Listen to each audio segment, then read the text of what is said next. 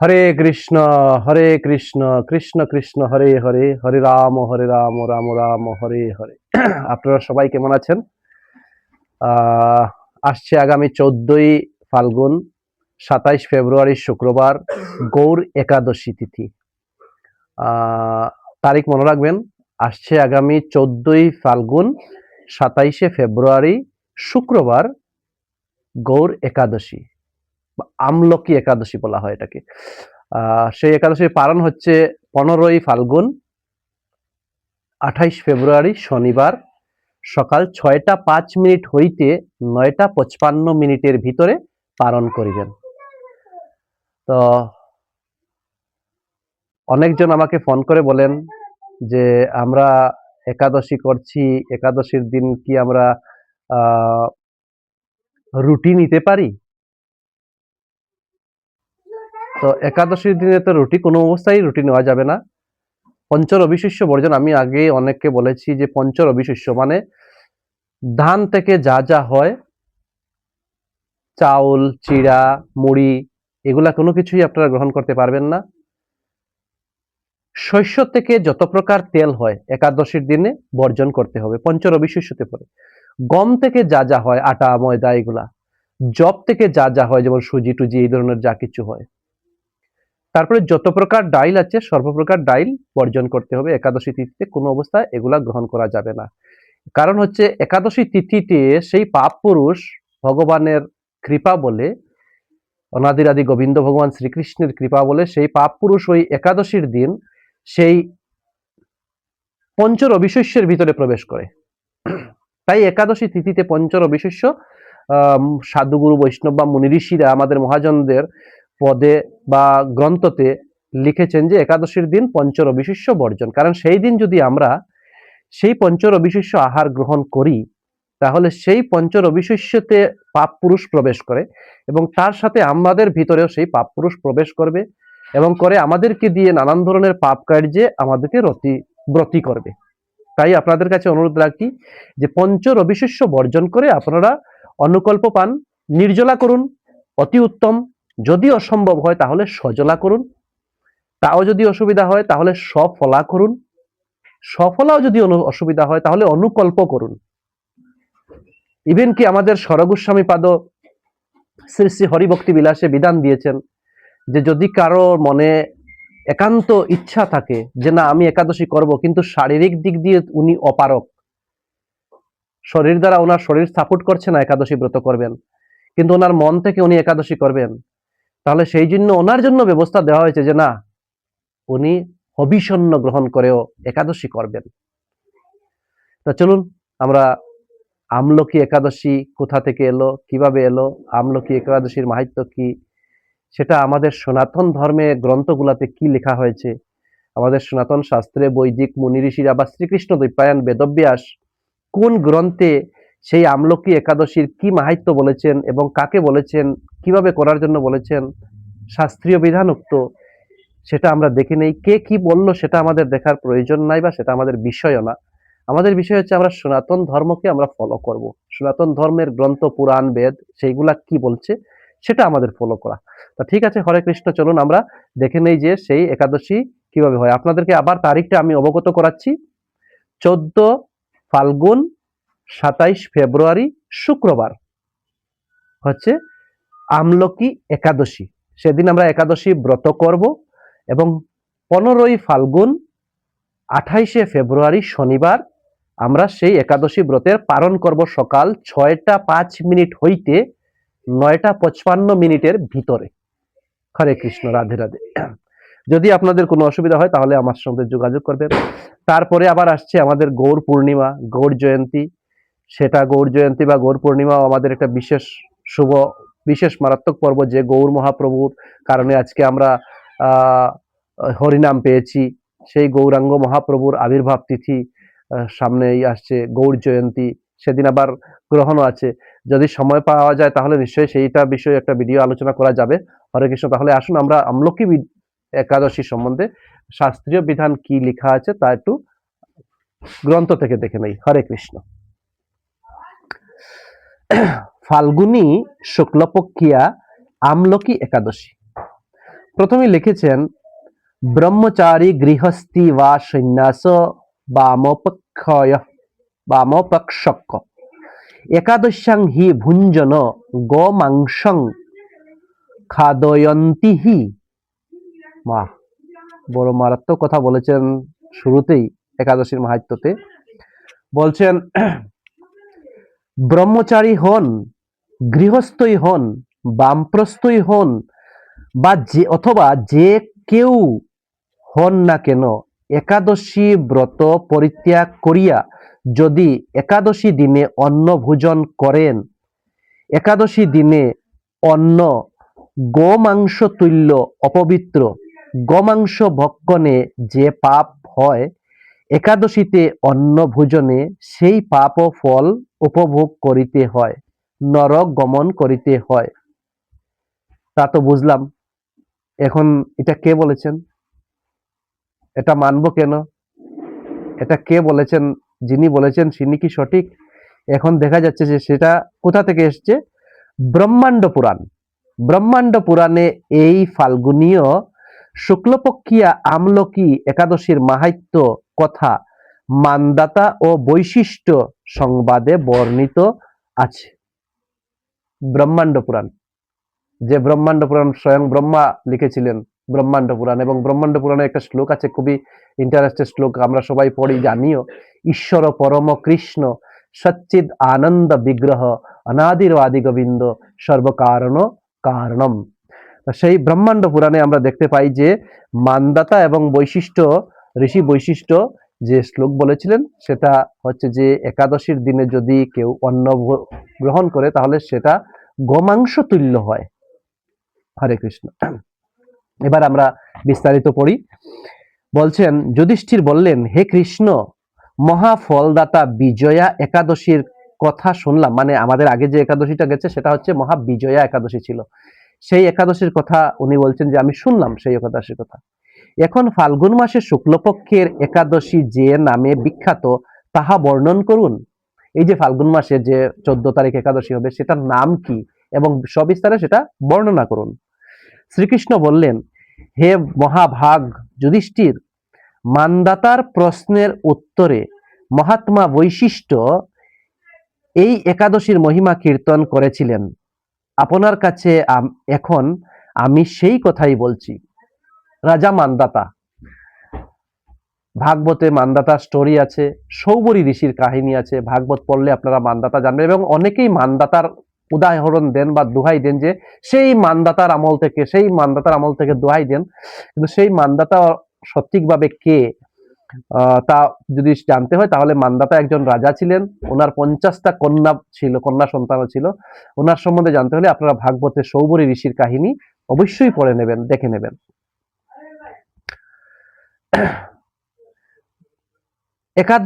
এই একাদশী নাম আমলকি। বিষ্ণুলোক প্রদানকারী রূপে এই একাদশী বিশেষভাবে মহিমান্বিত। একাদশীর দিন আমলকি বৃক্ষ তলে রাত্রি জাগরণ করলে সহস্র গাভী দানের ফল লাভ হয়। এই একাদশীর দিনে যদি আমলকি মানে এওলা গাছের নিচে যদি রাত্র জাগরণ করা যায় তাহলে সহস্র গাভী দানের পুণ্যফল লাভ হয়ে যায়। তাই বলছেন, হে পাণ্ডু নন্দন, পূর্বে ব্রহ্মা রাত্রিতে দৈনন্দিন প্রলয় উপস্থিত হলে স্থাবর জঙ্গম সহ দেবতা, অসুর ও রাক্ষস সবকিছুর বিনাশ হয়। তখন ভগবান সেই কারণ সমুদ্রে অবস্থান করেন। তার মুখপদ্ম থেকে চন্দ্রবর্ণের এক বিন্দু জল ভূমিতে পড়ে। ভগবানের মুখ থেকে চন্দ্রবিন্দুর মতো এক বিন্দু জল ভূমিতে মানে পৃথিবীতে পতিত হয়। সেই জলবিন্দু থেকে একটি বিশাল আমলকি বৃক্ষ উৎপন্ন হয়। ভগবানের সেই অধরামৃত থেকে একটি বিশাল আকারের আমলকি মানে এওলা গাছ উৎপন্ন হয়। এই বৃক্ষের স্মরণ মাত্র গোদানের ফল। সেই জলবিন্দু থেকে একটি বিশাল আমলকি বৃক্ষ উৎপন্ন হয়। এই বৃক্ষের স্মরণ মাত্র গোদানের ফল দর্শনে তাহা দ্বিগুণ এবং তার ফল ভক্ষণে ত্রিগুণ ফল লাভ হয়। মানে সেই গাছ যদি কেউ জাস্ট স্মরণ করে মনে মনে, সেই এউলা গাছ সম্বন্ধে, তাহলে তার গাভীদানের ফল লাভ হয়। যদি দর্শন করা যায়, মানে সেই গাছটাকে যদি দেখা যায়, দেখার দর্শনের মধ্যে অনেক পার্থক্য আছে, তাও আমি বোঝানোর জন্য বলছি যে যদি দেখা যায় তাহলে দ্বিগুণ ফল লাভ হয়। এবং যদি কেউ সেই গাছের ফল মানে সেই আমলকি যদি ভক্ষণ করে মানে খায় যদি সেই দিন, তাহলে ত্রিগুণ 3 গুণ ফল লাভ হয়। এই বৃক্ষে ব্রহ্মা, বিষ্ণু আর মহেশ্বর সর্বদা অবস্থান করেন। সেই আমলকি বৃক্ষে ব্রহ্মা, বিষ্ণু এবং মহেশ্বর সর্বদাই অবস্থান করেন, বসবাস করেন। এর প্রতিটি শাখা প্রশাখা ও পাতায় ঋষি, দেবতা ও প্রজাপতিগণ বাস করেন। এই বৃক্ষকে সমস্ত বৃক্ষের আদি বলা হয় এবং তা পরম বৈষ্ণব রূপে বিখ্যাত। অতএব শ্রেষ্ঠ ব্রত সকলেরই পালনীয়। আমরা ব্রত করতে ভাবি যে সদবা, বিধবা, নানান ধরনের সেই কিছু। তাহলে এই যে শাস্ত্রীয় প্রমাণগুলা, শাস্ত্রে আমরা কি সেই গ্রন্থগুলো অধ্যয়ন করি? আমরা না জেনে না বুঝে আমরা ভাবি যে অমুকে বলেছেন আমরা করব না, অমুকে বলেছেন সদবারা করতে পারে না, অমুক বলেছে বিধবা করতে পারে না। শাস্ত্র কি বলল, আমাদের প্রামাণিক ধর্মগ্রন্থ বা শাস্ত্র কি বলল সেটা আমাদের দেখা একান্ত প্রয়োজন। অমুক কি বলল সেটা প্রয়োজন না। হ্যাঁ, অমুকের কথা আমরা 100 বার মানবো, শিরোধার্য করব, যদি অমুকের কথা শাস্ত্রীয় হয়, শাস্ত্রসঙ্গত হয় তাহলে। হরে কৃষ্ণ। এখানে বলছে যে এই একাদশী প্রত্যেকেই করবে এবং একান্ত বাঞ্ছনীয় প্রত্যেকের এই একাদশী ব্রত পালন করা। এই ব্রত, এখন এই ব্রতের একটি অদ্ভুত ইতিহাস আপনার কাছে বর্ণনা করছি। ভগবান বললেন যে এই ব্রতের একটি ইতিহাস আছে, শাস্ত্রীয় প্রমাণ পূর্বে, সেই ইতিহাস আপনার কাছে বর্ণনা করছি। প্রাচীনকালে বৈদিশ নামে এক প্রসিদ্ধ নগর ছিল। একটি নগর ছিল, যে নগরের নাম ছিল বৈদিশ। এই নগরে চিত্ররথ নামে এক রাজা রাজত্ব করতেন। সেই নগরে একজন রাজা ছিলেন, যে রাজার নাম ছিল চিত্ররথ। চন্দ্রবংশীয় পাশবিন্দুক রাজার পুত্র রূপে তিনি জন্মগ্রহণ করেন। চন্দ্রবংশীয় ছিল এরা এবং ওনার বাবার নাম ছিল পাশবিন্দুক রাজা। তিনি অত্যন্ত শক্তিশালী, শক্তিমান এবং ঐশ্বর্যশালী ছিলেন। তিনি শক্তিশালীও ছিলেন, সঙ্গে ঐশ্বর্যশালী। ঐশ্বর্য মানে ধন সম্পত্তি, মান সম্মান, এগুলো সব ওনার কাছে ছিল। শাস্ত্রজ্ঞানেও তিনি ছিলেন সুনিপুণ। উনি শাস্ত্রজ্ঞ ছিলেন, পণ্ডিত ছিলেন, শাস্ত্রজ্ঞানে উনি সুনিপুণ ছিলেন। তার রাজ্যে সর্বদাই মনোরম আনন্দপূর্ণ এক দিব্য পরিবেশ লক্ষ্য করা যেত। সর্বদাই ওনার রাজ্যের যে প্রজারা ছিলেন সবাই আনন্দিত থাকতেন এবং মনোরম পরিবেশ ছিল ওনার রাজ্যতে। প্রজারা ছিলেন বিষ্ণু ভক্তি পরায়ণ। প্রজারা সব ভক্তই ছিল, ভগবানের ভক্ত। সকলেই একাদশী ব্রত পালন করতেন। তার রাজ্যে কোনো অভাব অমঙ্গল ছিল না, অভাবও ছিল না এবং অমঙ্গলও ছিল না। এইভাবে প্রজাদের নিয়ে রাজ্যে রাজা চিত্ররথ সুখে দিন যাপন করতে থাকতেন, সুখে দিন যাপন করতেন। এক সময় ফাল্গুনী শুক্লপক্ষের দ্বাদশী যুক্ত আমলকি একাদশী তিথি সমাগত হওয়ায় রাজ্যের সকলেই এই ব্রত পালনের সংকল্প করলেন। ব্রত করার আগে সংকল্প করতে হয়। যেমন আমি বললাম 14 ফাল্গুন, 17 ফেব্রুয়ারি শুক্রবার একাদশী, তার আগের দিন আমরা ব্রত করতে হবে। ব্রত মানে কি? সংকল্প করতে হবে। সংকল্প মানে কি? আগের দিন আমাদেরকে শুদ্ধ আহার গ্রহণ করতে হবে, ভগবানকে নিবেদন করে প্রসাদ অবশ্যই পেতে হবে।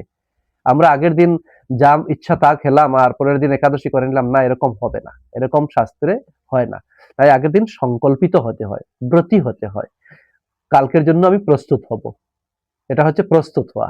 আমরা কোথাও গেলে আগের দিন প্রস্তুত হই, আগে থেকে রেডি হই। ঠিক কালকে একাদশী করব, আজকে আমি শুদ্ধ আহার গ্রহণ করে ভগবানকে নিবেদন করে প্রসাদ গ্রহণ করব, যা কালকের জন্য আমি প্রস্তুতি হব। সেটা হচ্ছে শাস্ত্রীয় বিধান। ওই দিন প্রাতঃ স্নানের পর প্রজাদের নিয়ে রাজা ভগবান শ্রী বিষ্ণুর মন্দিরে যান। সেখানে সুবাসিত জলপূর্ণ কলস, ছত্র, বস্ত্র, পাদুকা, পঞ্চরত্ন ইত্যাদি দিয়ে সাজিয়ে স্থাপন করেন। তারপর ধূপ দীপ দিয়ে যত্ন সহকারে মুনি ঋষিদের দ্বারা শ্রী পরশুরাম মূর্তি সম্মানিত আমলকি পূজা করেন। হে পরশুরাম, হে রেণুকা সুখ বর্ধক, হে ধাত্রী, হে পাপ বিনাশিনী আমলকি, তোমাকে প্রণাম, আমার অর্ঘ্যজল গ্রহণ করো। এইভাবে তিনি যথাবিধ পূজা স্তব স্তুতি নিত্য গীত করে রাজা ভক্তিভরে সেই বিষ্ণু মন্দিরে রাত্রি জাগরণ করতে লাগলেন। এমন সময় দৈব যুগে একটি বেদ সেখানে উপস্থিত হয়। বেদ মানে শিকারী, যিনি শিকার করেন, শিকার করেন তীর ধনুক দিয়ে বা ওনার যে অস্ত্র শস্ত্র দিয়ে উনি শিকার করেন, সেই অস্ত্রধারী বেদ একজন সেই মন্দিরে রাত্রে হঠাৎ কোথা থেকে এসে উপস্থিত হলেন। পূজার সামগ্রী সহ বহু ব্যক্তিকে একত্রে রাত্রি জাগরণ করতে দেখে সে কৌতূহলান্বিত হলেন। সে ভাবলো যে এত রাত্রে এখানে এত লোক সজাগ হয়ে পূজা টুজা করছেন, কি পূজা, চলো দেখা যাক। আমি রাত্রে একা যখন, তাহলে ওদের সাথে আমারও মিল হয়ে যাবে। সে ভাবলো এসব কি ব্যাপার। বিষ্ণু মন্দিরে প্রবেশ করে সে বসে পড়ল। বিষ্ণু মন্দিরে ঢুকে তিনি বসে পড়লেন। কলসের উপরে স্থাপিত বিষ্ণু মূর্তি দর্শন করলেন। ভগবান বিষ্ণু এবং একাদশী মাহাত্ম্য সে মনোযোগ দিয়ে শুনল। সেখানে ভক্তরা বসে একাদশী মাহাত্ম্য এবং বিষ্ণু তত্ত্ব, কৃষ্ণ তত্ত্ব এগুলো আলোচনা করছিলেন, গীতা ভাগবত পাঠ চলছিল, সেগুলা সেও বসে বসে করতো। আর কোনো কাজ নেই, রাত্র হয়ে গেছে, এখন তো আর স্বীকার করা যাবে না, সেও বসে বসে সেগুলা প্রেমানন্দে শ্রবণ করছিল।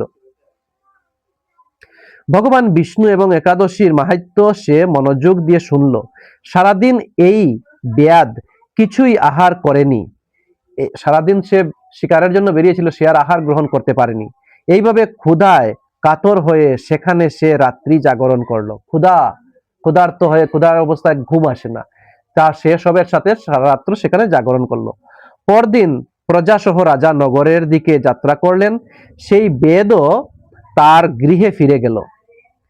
এরপর এক সময় বেদের মৃত্যু হলো। সেই শিকারী বেদের এক সময় মৃত্যু, যেটা প্রকৃতির নিয়ম, যার জন্ম হয় তার মৃত্যু হবেই, আর যার মৃত্যু হয় সে তার আবার পুনরায় জন্ম হবে, গীতায় যেটা বলেছেন কাপড় পরিবর্তনের মতো।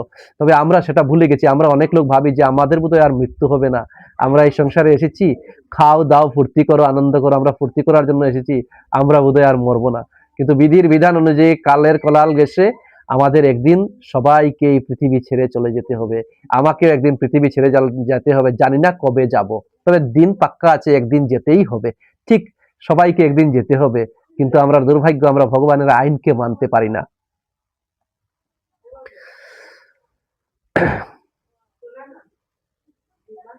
একাদশীতে রাত্রি জাগরণ ব্রতর প্রভাবে সেই বেদ পরবর্তী জন্মে এক রাজ্যের অধীশ্বর রূপে নিযুক্ত হলো। এত মাহাত্ম্য অজানা অবস্থায় তিনি করেছিলেন, কিন্তু পরবর্তীতে তিনি এক রাজ্যের অধীশ্বর হয়ে জন্মগ্রহণ করলেন। জয়ন্তী নামে এক নগরী ছিল, সেই নগরের নাম ছিল জয়ন্তী নগর। সেখানে বিদুরথ নামে এক রাজা বসবাস করতেন। ওই বেদ বিদুরথ রাজার মহাবলী পুত্র রূপে জন্মগ্রহণ করেন। দেখুন, একদিন একাদশী করায় সেই শিকারী বিদুরথ রাজার পুত্র রূপে জন্মগ্রহণ করেন। তার নাম হয় বসুরথ, সেই বেদের নাম হয় বসুরথ। 1,00,000 গ্রামের অধিপত্য তিনি লাভ করেন। 1,00,000 গ্রামের অধিপতি, তিনি রাজা হয়ে জন্মগ্রহণ করেন। তিনি ছিলেন সূর্যের মতো তেজস্বী, চন্দ্রের মতো কান্তিমান ও পৃথিবীর মতো ক্ষমাশীল। আমাদের ক্ষমাশীল হওয়া অনেক, আমাদের শিক্ষা অষ্টকমে শ্লোক আছে, তৃণাদপি শনিচেনু তরুরবি সহিষ্ণু অমানিনু মান দেনা সদা কীর্তনিয়া সদা হরি। আমরা সম্মানীকে সম্মান করতে পারি, কিন্তু অমানি, যার সম্মান নেই, যার মান নেই, তাকে আমরা মান সম্মান করতে পারি না। আর শাস্ত্রে বলছে যার মান সম্মান নেই, যাকে কেউ সম্মান করে না, তাকে তুমি সম্মান করো। সম্মানীকে তো সবাই সম্মান করে। তা এখানে বলছে উনি ছিলেন চন্দ্রের মতো কান্তিমান এবং পৃথিবীর মতো ক্ষমাশীল। পৃথিবী সব কিছু ক্ষমা করে দেয়। পৃথিবীর উপরে আমরা যত কিছু করতে আছি, আমরা যা কিছু পাপ করি, কিন্তু পৃথিবী আমাদেরকে ক্ষমা দৃষ্টিতেই দেখে। বিভিন্ন সদ্গুণে ভূষিত বসুরত পরম বিষ্ণু ভক্তি পরায়ণ হন। এই মহাদাতা রাজা একবার শিকার করতে গিয়ে পথ ভুলে যান। গভীর জঙ্গলের মধ্যে ক্ষুধায় পীড়িত হয়ে তিনি ক্লান্তিবশত শুয়ে পড়েন। এমন সময় কতগুলি পর্বত নিবাসী ম্লেচ্ছ রাজার কাছে এসে নানাভাবে উৎপীড়ন করতে থাকে। মানে রাজার কাছে এসে ওনার সঙ্গে ঝগড়া বা লাগালাগি করতে থাকে। রাজাকে তাদের শত্রু মনে করে তারা তাকে হত্যা করতে চেষ্টা করে। ওরা ভাবলো বোধহয় নিবোধয় আমাদের শত্রু, তাই ওরা রাজাকে হত্যা করার জন্য পরামর্শ চালাচ্ছিল।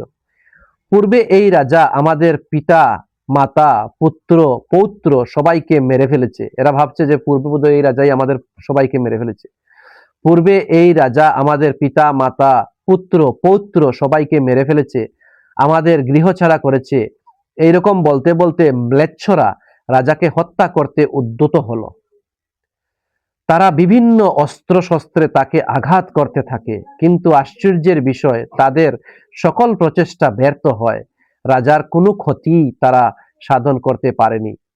তখন রাজার শরীর থেকে নানা অলঙ্কারে বিভূষিতা এক পরমা সুন্দরী স্ত্রীর মূর্তি আবির্ভূত হন। মহাশক্তিধারিণী এই নারী অল্প সময়ের মধ্যেই সকল পাপী ম্লেচ্ছকে নিধন করল। রাজার নিদ্রাভঙ্গ হলো। এই ভয়ানক হত্যাকাণ্ড দেখে রাজা অত্যন্ত বিস্মিত হলেন।